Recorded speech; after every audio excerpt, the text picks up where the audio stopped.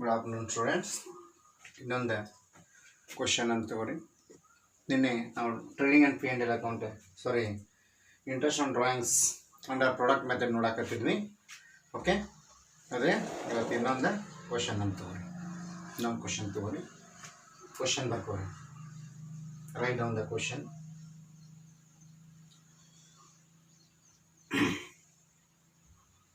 Praveen has withdrawn the following amounts.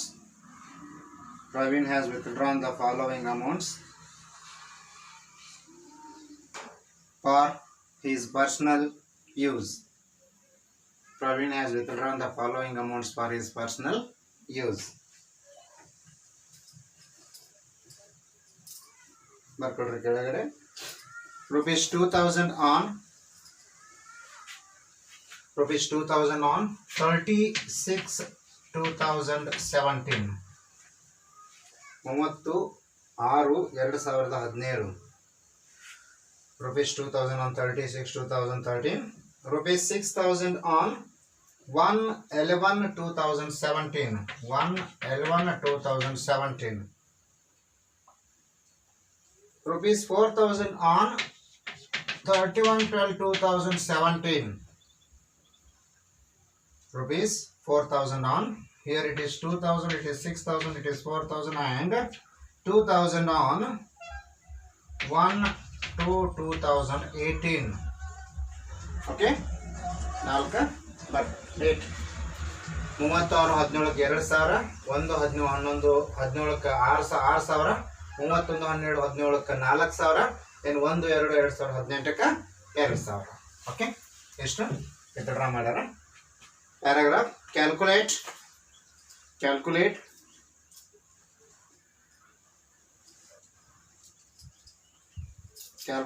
interest on drawings at 12%. At 12%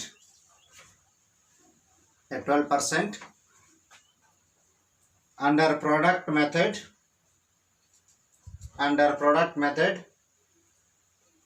for the year ending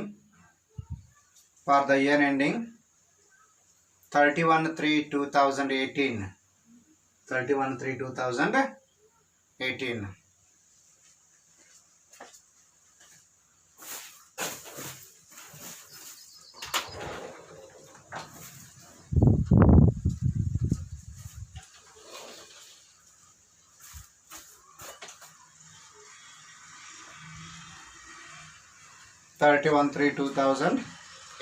ಆಯ್ತಾ? ಏನು ಗೊತ್ತದ ನಿಮಗೆ? Calculation of interest on drawings ಅಂತ ಹಾಕ್ತೀರಿ. Calculation of interest on drawings, right? Okay, ಇಲ್ಲಿ product table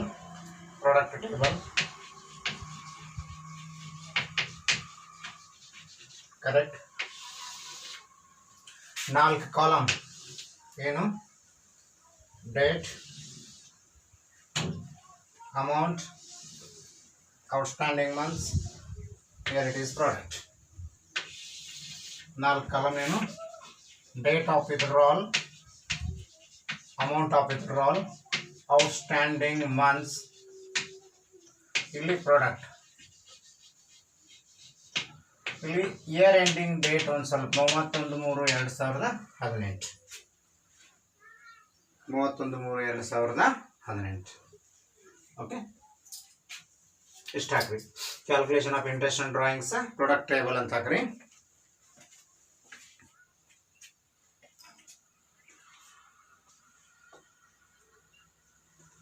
okay, date ಕೊಟ್ಟಾರ, date ತುಂಬಿಡ್ರಿ. ಫಸ್ಟ್ನೇ date ಯಾವುದು? 30/6/2017. ಎರಡನೇದು 1/11/2017. ಮೂರನೇದು 31/12/2017. ನಾಲ್ಕನೇದು 1/2/2018. ರೈಟ್?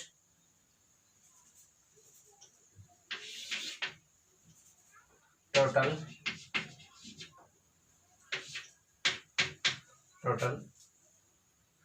right. Amount ತುಂಬ್ರಲ್ಲಿ ಎಷ್ಟು 2,000 6,000 4,000 2,000. ಓಕೆ, ಕ್ವಶನ್ದಾಗ ಹೆಂಗೈತೆ ಹಂಗೆ ತುಂಬ್ತೀರಿ. 2,000 6,000 4,000 2,000. Date 36/17, 1/11/17, 31/12/17 and 1/2/18. 1/2/2018. ಔಟ್ಸ್ಟ್ಯಾಂಡಿಂಗ್ ಮಂತ್ಸ್ ಹೆಂಗೆ ತಕ್ಕೋದು ಅಂತ ಹೇಳಿ ನಾನು ನಿಮ್ಗೆ 30/6 31/3 ಅಲ್ಲಿ ತನಕ 2 ತಿಂಗಳು ಆಕೈತೆ ಅನ್ನೋದು ಇಲ್ಲಿ ಮಾಡಿ ಬರೀಬೇಕು ಅಷ್ಟೇ. 30/6 ಅಂದ್ರೆ ಇಲ್ಲಿ ಏನು ಮಾಡ್ಬೇಕು, ಇದನ್ನ 6ನೇ ತಿಂಗಳನ್ನು ಬಿಟ್ಟು ಲೆಕ್ಕ ಮಾಡ್ಬೇಕು. ಯಾಕಂದ್ರೆ 30 ಬಂದೈತಿ ಅಂದ್ರೆ ತಿಂಗಳು ಮುಗಿದೈತಿ. ಅದ ತಿಂಗಳು ಲಾಸ್ಟ್ ಡೇಟ್ ಅವ ಏನು ತೊಗೊಂಡಾನ ಅಂದ್ಮೇಲೆ ಆ ತಿಂಗಳದ ಬಡ್ಡಿ ಹಿಡಿಯಂಗಿಲ್ಲ. ಹಂಗಾರೆ 6 ಮುಗಿದೈತಿ. 7 8 9 10 11 12 1 2 3 ಎಷ್ಟು ತಿಂಗಳಾಕೈತಿ? ಅದು 9 ತಿಂಗಳಾಕೈತಿ. 9 ಮಂತ್ಸ್, ರೈಟ್? 9 ತಿಂಗಳಾಕೈತಿ ಆಕೈತಿಲ್ಲ ಹೇಳಿ ನಾನು ನಿಮಗೆ.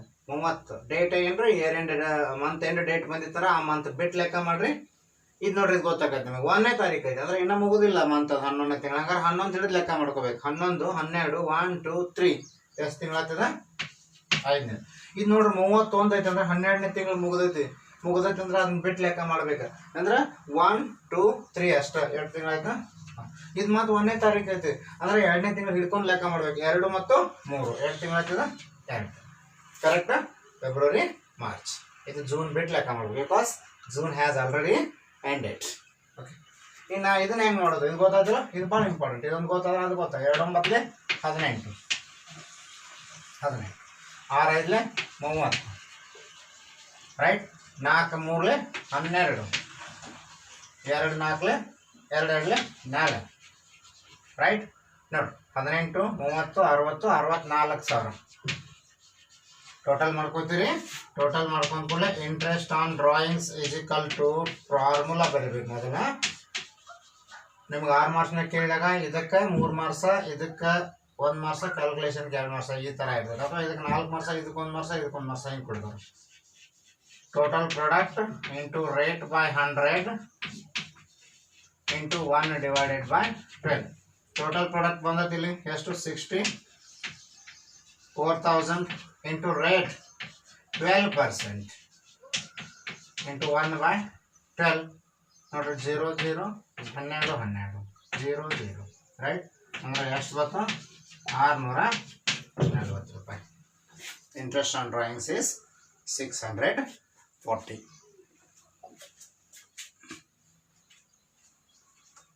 ಗೊತ್ತಾಯ್ತಲ್ಲ? 6 ಮಾರ್ಕ್ಸ್ಗೆ ಕೇಳ್ತಿರ್ತಾರೆ ನಿಮಗೆ ಇದನ್ನು. ಓಕೆ,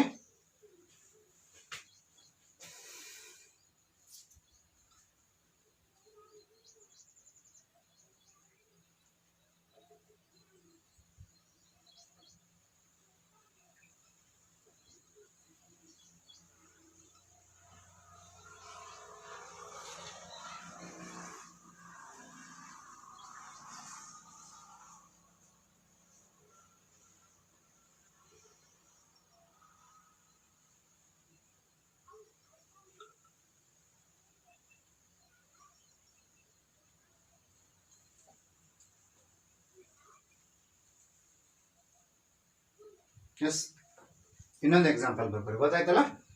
ಇನ್ನೊಂದು ಡಿಫ್ರೆಂಟ್ ಐತೆ ಅದು. Biresh and Pawan are partners. Biresh and Pawan are partners. Sharing profits and losses. Sharing profits and losses in the ratio of 2:1. 2:1. ಇದಕ್ಕೆ ಯೂಸ್ ಇಲ್ಲ, ಇದು ಮುಂದೆ ಯೂಸ್ ಆಕೈತಿ. ರೇಷಿಯೋ ಇದು. ಬಿರೇಶ್ ವಿತ್ಡ್ರೂ ಅಷ್ಟೇ ಬೇಕು ನಮಗೆ. ಯಾಕಂದ್ರೆ ನಾವು interest on drew means drawings ಮ್ಯಾಗ ಮಾಡಾಕತ್ತೀವಿ ಅಷ್ಟೇ. Biresh withdrew ₹2,000 at the end of each quarter.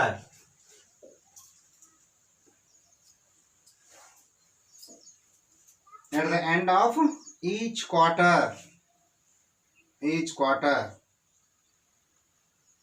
Full point.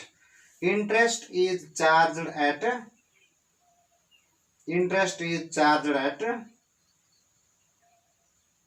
12%.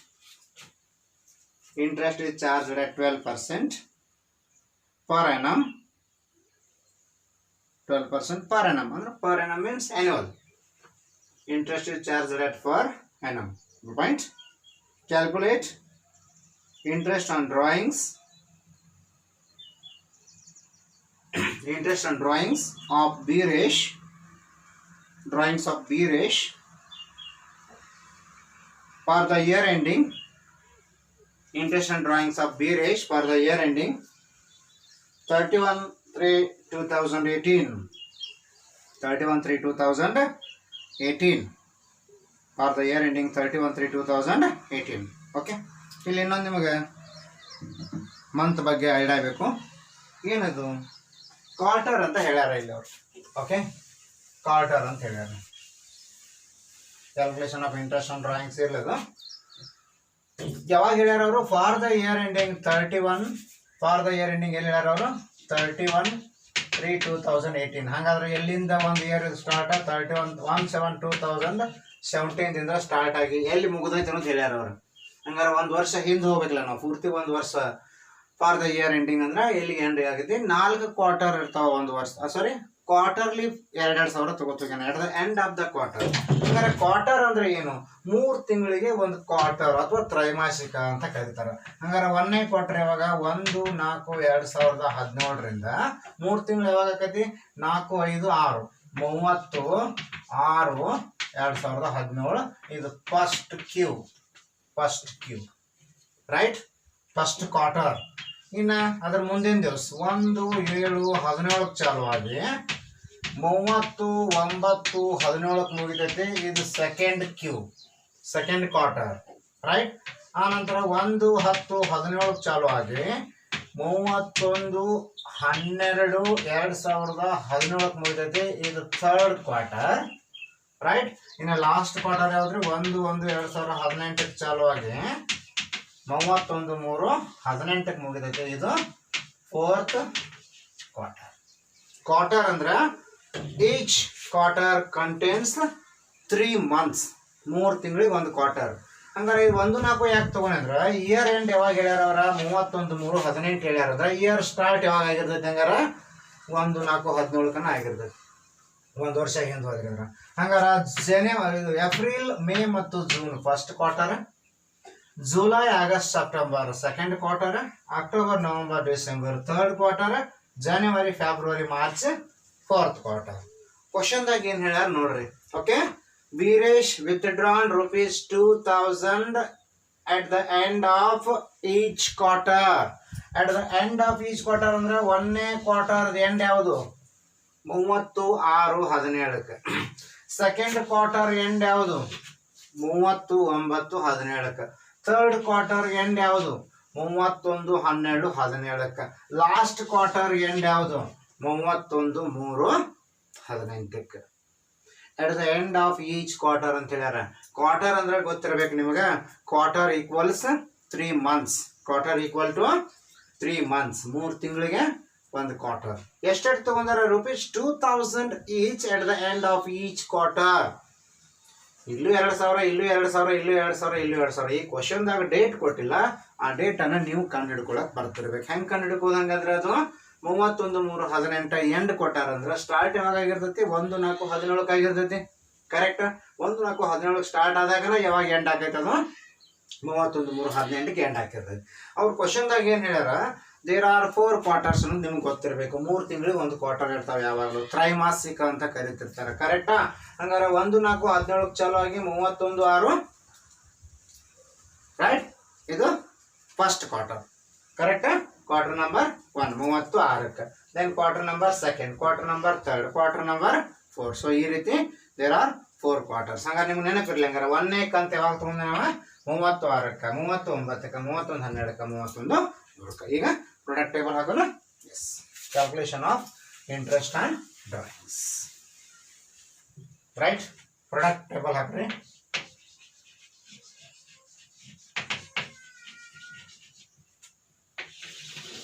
Okay, date, amount, outstanding months ಮತ್ತು ಪ್ರಾಡಕ್ಟ್. ಇಯರ್ ಎಂಡಿಂಗ್ ಅಂತೂ ಸೇಮ್ ಅದು ಹೇಳೇ ಬಿಟ್ಟಾರೆ ಅವ್ರು ಯಾವಾಗದು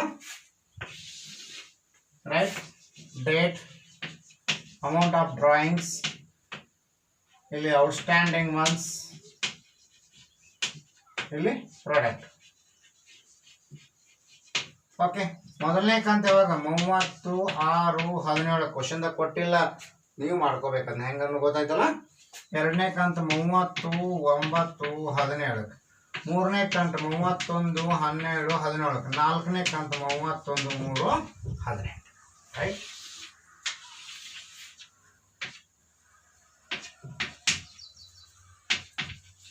ರೈಟ್ ಅಮೌಂಟ್ ಹೇಳ್ಯಾರ ಅವ್ರು ಈಚ್ ಕ್ವಾರ್ಟರ್ಗೆ ಎಷ್ಟು 2,000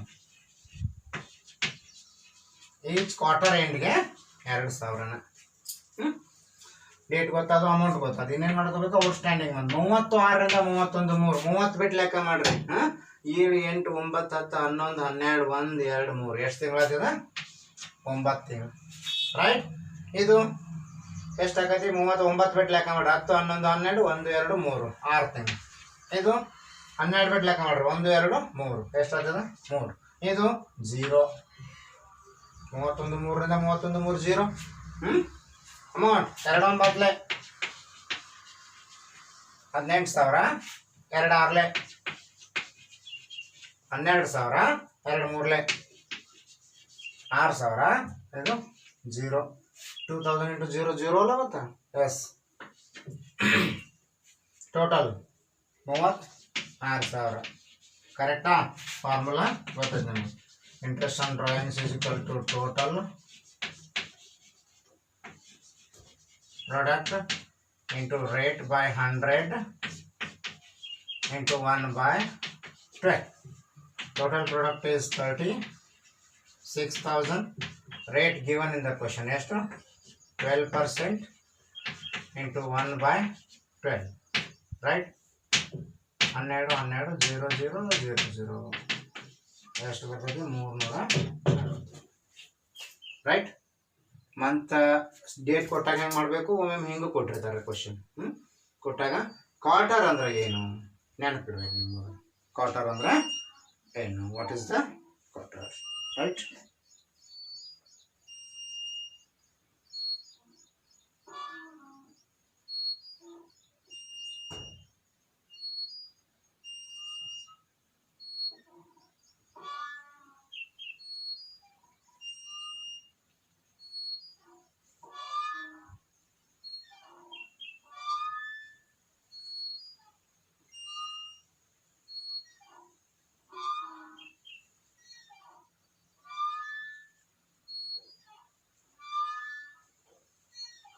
ಓಕೆ ಕ್ಲಿಯರ್ ಆಯ್ತಲ್ಲ ಎಸ್ ಮತ್ತೊಂದಿಷ್ಟು ಎಕ್ಸಾಂಪಲ್ ಸಿಕ್ಕು ಅಂದರೆ ನೀವು ಟ್ರೈ ಮಾಡಿರಿ ಯಾಕಂದ್ರೆ ನಾನು ಒಂದಿಷ್ಟು ಇವಾಗ ಕಳಿಸ್ತೇನೆ ನಿನ್ನೆ ಕಳಿಸ್ತೇನೆ ತಿಳಿನೇ ಆಗಿಲ್ಲ ಇವಾಗ ಕಳಿಸ್ತೇನೆ ಒಂದಿಷ್ಟು ಕ್ವಶನ್ಸ್ ಅನ್ನ ಓಕೆ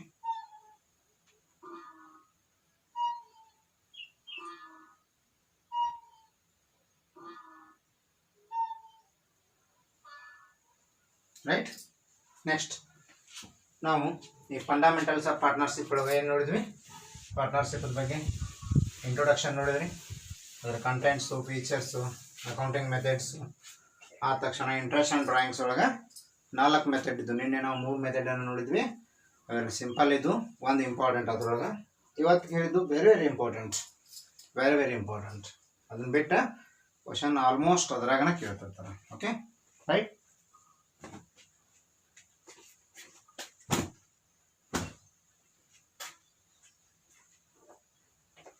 ಓಕೆ ಡನ್ ಇವಾಗ ಇನ್ನೊಂದು ಟಾಪಿಕ್ ಇಲ್ಲಿ partnership profit and loss appropriation account profit and loss appropriation account profit and loss appropriation account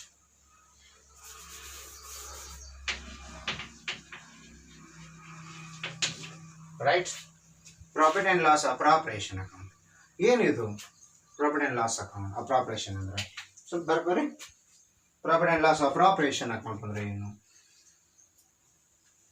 the profit and loss appropriation account is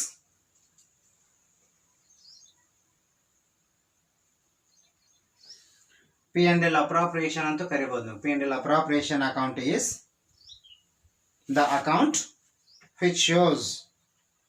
P&L appropriation account is the account which shows the appropriation of profits. It shows the appropriation of profits. Appropriation means distribution. P&L appropriation account is the account which shows the distribution of profits. Distribution of profits of the firm. Distribution of profits of the firm among the partners. Among the partners. AMONG. Among the partners. Okay. P&L appropriation account is an account which shows the distribution or appropriation. Appropriation means distribution. Distribution or appropriation of profits among the partners. Among the partners. Profit ನೋಡ್ರಿ ಏನಿದು ಇನ್ನೊಂದು ಸ್ವಲ್ಪ paragraph ಮಾಡ್ರಿ ಇನ್ನೊಂದು ಸ್ವಲ್ಪ ಬರ್ಕೋರಿ.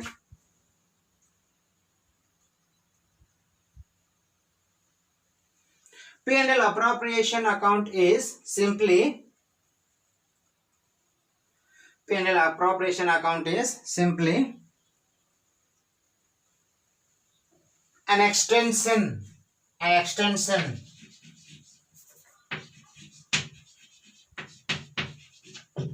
an extension or continuation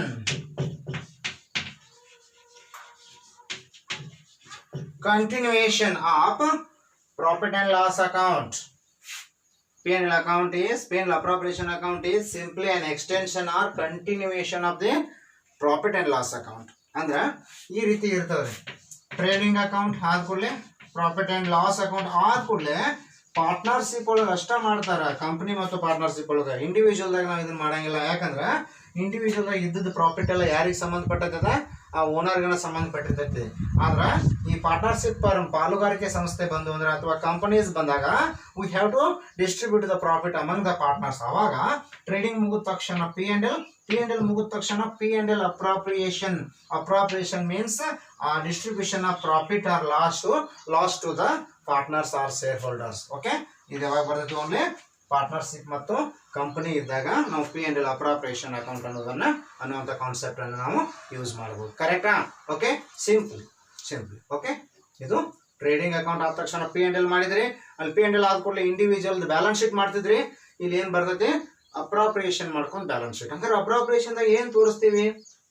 simply how much profit earned from the net profit earned from the profit and loss account. That profit is distributed among the partners in the form of salary irbodu. Okay, whatever it may be, salary to the partner or interest or any other remuneration and all, interest and capital, whatever it may be. Correct?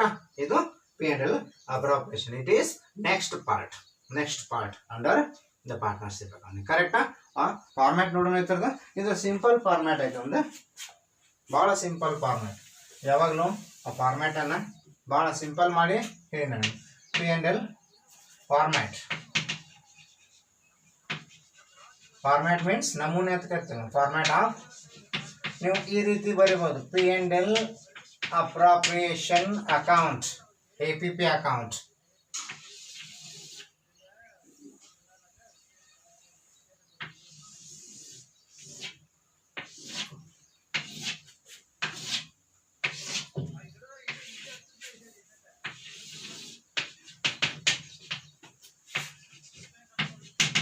Okay, ಇಲ್ಲಿ particulars ಇರ್ತಾವ.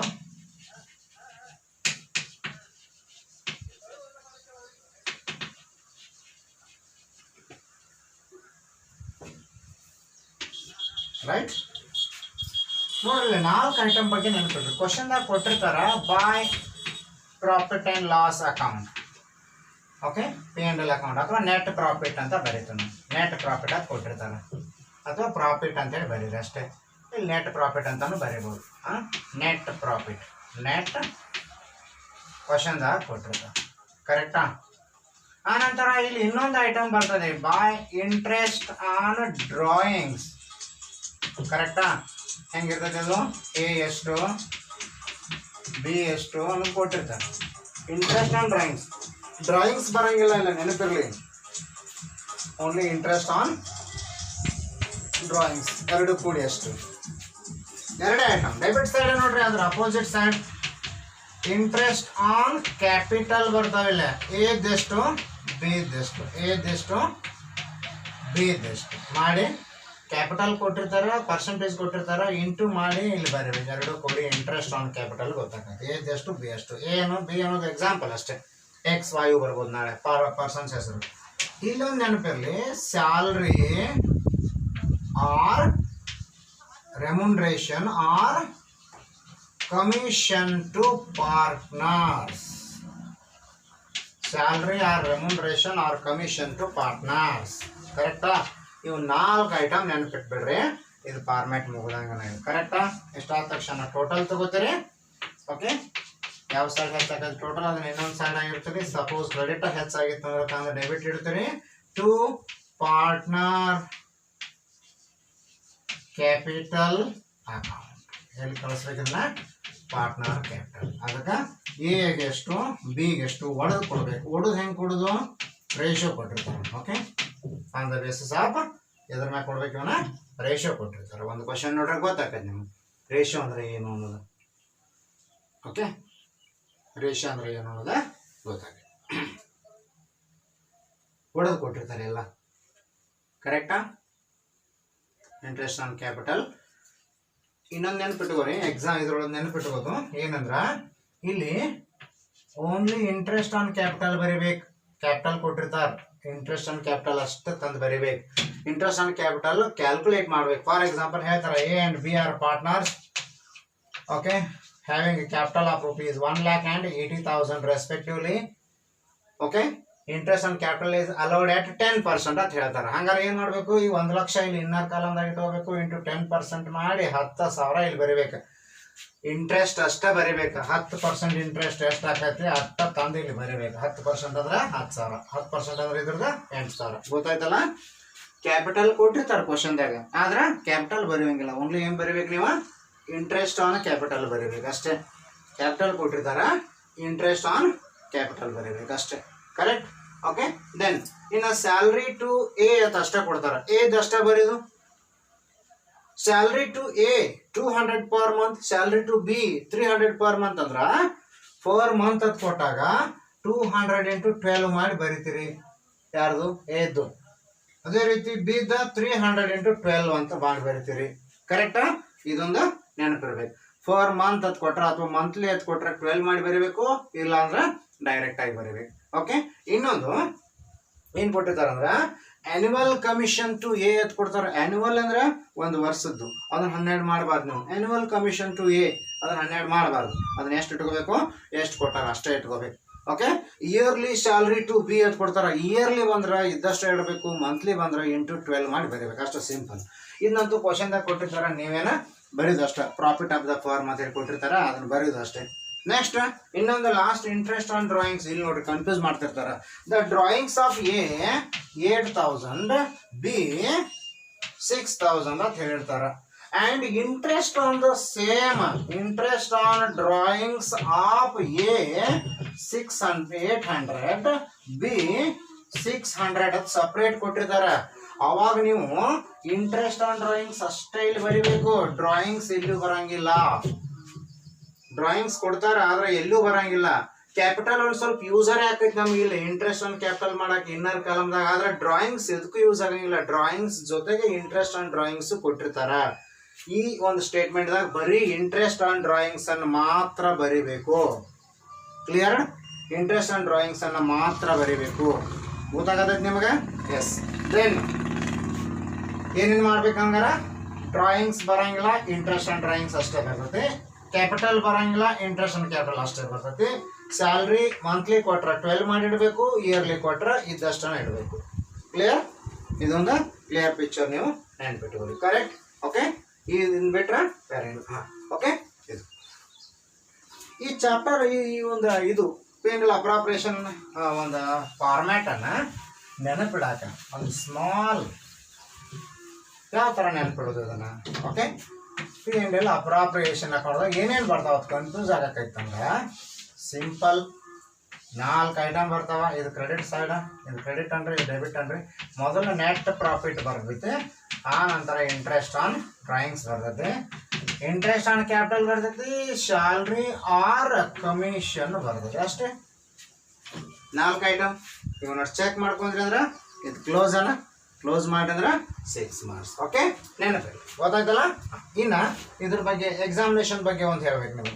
Interest on drawings calculate ಮಾಡೋದು ಕೇಳ್ತಾರ ಅಥವಾ P&L appropriation account ಕೇಳ್ತಾರ. ಇವು ಎರಡರಾಗ 1 guarantee question, 1 compulsory ಬರ್ತವೆ. ಯಾವುದಾದ್ರು 2 ಬರಂಗಿಲ್ಲ, ಯಾವುದಾದ್ರೂ 1 ಬರ್ತವೆ. ಇದು ಅಥವಾ ಇದು interest on drawings product method ಅನ್ನ ಕೇಳ್ತಾರ ಅಂತ ಹೇಳಿದ್ವಿ. ಪ್ರಾಡಕ್ಟ್ ಮೆಥಡ್ ಕೇಳಿದಾಗ P&L ಅಪ್ರಾಪ್ರಿಯೇಷನ್ ಕೇಳಂಗಿಲ್ಲ, P&L ಅಪ್ರಾಪ್ರಿಯೇಷನ್ ಕೇಳಿದಾಗ ಪ್ರಾಡಕ್ಟ್ ಮೆಥಡ್ ಕೇಳಂಗಿಲ್ಲ. ಕರೆಕ್ಟಾ? ಇಷ್ಟು ಮಾಡ್ಕೊಳ್ರಿ. ನಾನು ನಿಮಗೆ ಪ್ರಾಡಕ್ಟ್ ಮೆಥಡ್ ಮೇಲೆ ಇನ್ನೊಂದು 2 ಕ್ವಶನ್ ಅನ್ನು ನಿಮಗೆ ಕಳಿಸಿರ್ತಾನೆ, ಅದು ಕರೆಕ್ಟ್ ಆಗ್ತಾವಲ್ಲ ನೋಡ್ಕೊರಿ. ಈ P&L ಅಪ್ರಾಪ್ರಿಯೇಷನ್ ಸ್ವಲ್ಪ ಫಾರ್ಮ್ಯಾಟ್ ನೋಡ್ಕೊರಿ. ಇದ್ರ ಮ್ಯಾಗ ಕ್ವಶನ್ಸನ್ನು ನಾಳೆ ಕ್ಲಾಸ್ನಾಗ. Okay, thank you.